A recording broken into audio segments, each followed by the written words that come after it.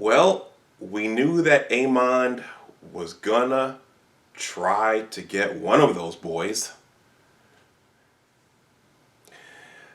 Hello all, welcome back to my channel. My name is Dr. Anwar Youssef Dunbar, and this is Big Discussions 76, Entertainment and Media. First of all, please like this video, please share it, and please subscribe to my channel. If you want to donate something to the channel, that information is below in the description box. And also, please consider joining the Big Words LLC Newsletter. In addition to being a YouTube content creator, I'm also a writer with multiple blogs and a book project on the way. Well, hey, I just wanted to get in here and talk about the final episode of Season 1 of HBO Max. The final episode of Season 1 of House of the Dragon. It's pretty much what I expected.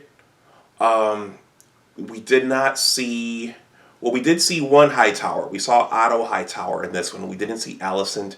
We didn't see Aegon.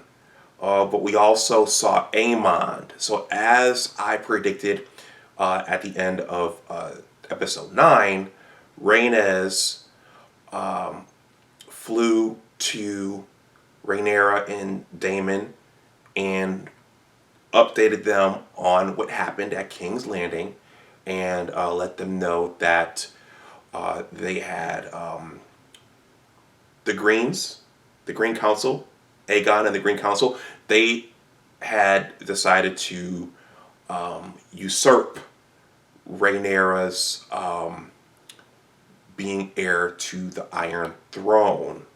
And so now Rhaenyra and Daemon had to decide what to do. It looked like Daemon wanted to go to war immediately. Rhaenyra, like her father, decided to take more of a steady approach, just a slow and steady approach. She wanted to see who our allies were, or should I say, she wanted to see who her allies were. She wanted to just see what was in order before going to war. The sea snake, Corlys Velaryon, returned from his injuries and his being bedridden. Much to my surprise, he did not, well, at least up to this point, opt to take revenge against Daemon. And actually, he stated that part of the, if I recall correctly, part of the Valyrian curse was being too ambitious. So he noted that his brother Vaemond might have been a little too ambitious in trying to assume the leadership of Driftmark, and that's what led to his getting, well, you all know what Daemon did to Vaemond. In any case,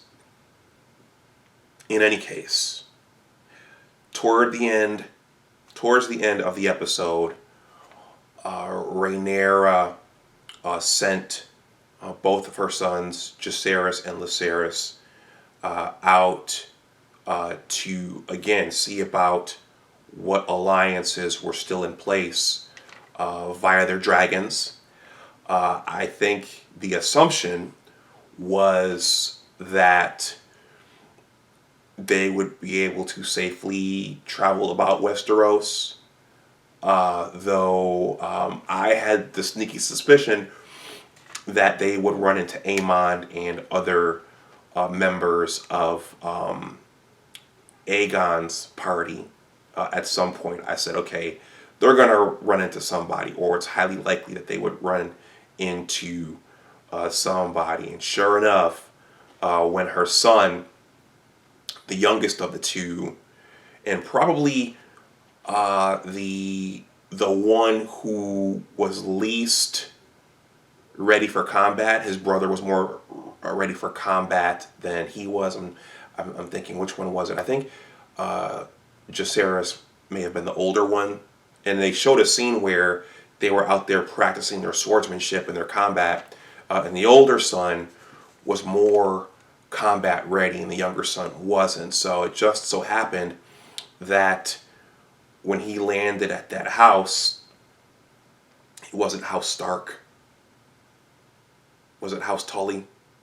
Well, whichever house he landed at, he noticed that the big dragon was there, or he noticed that a big dragon was there, and I said, "Oh, is that Aemon's dragon?" And sure enough, when he walked in there was Aemon, Targaryen, already trying to solidify that alliance for his brother Aegon. And if I recall correctly, he had offered to marry that particular gentleman's daughters, and he said, "Okay, what are Rhaenyra and Daemon, what are they offering?" And nothing. And you could see right there that Aemon had revenge on his mind, and he told the boy, "Cut your eye out, you have a debt to pay." And then when the boy left,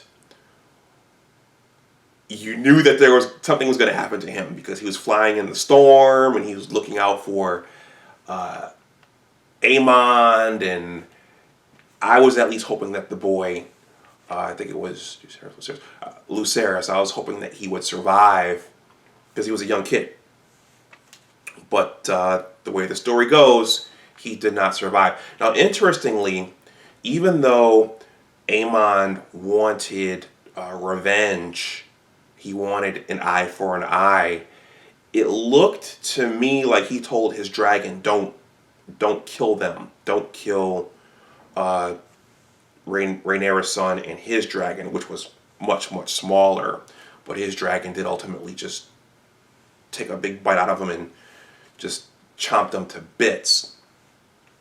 Now, early on, interestingly, Rhaenyra, again, it looked like she was going to use the slow and steady and measured approach that her father was known for.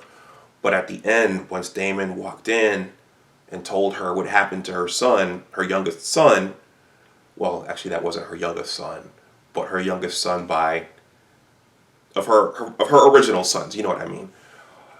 They did it all without dialogue. And you could see her kind of hunching over and hunching over and hunching over, processing what had happened, and starting her early stages of grief.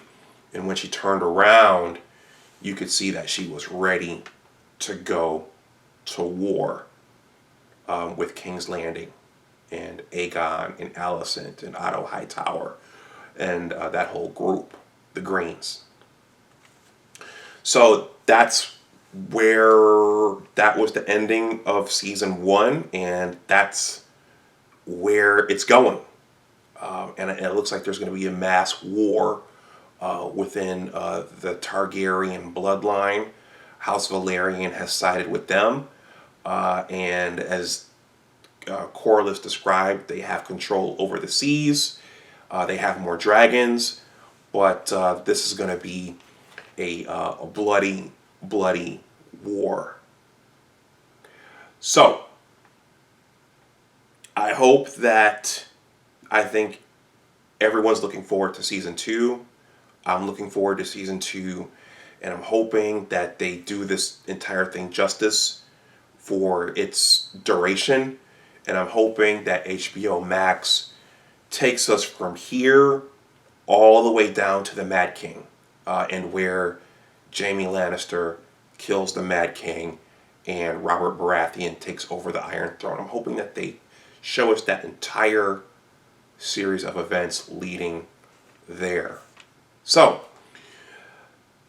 yeah, again, it's not all a surprise. I knew that Aemon was looking for those boys, and he got one. But it looks like he has sparked and set off a great war.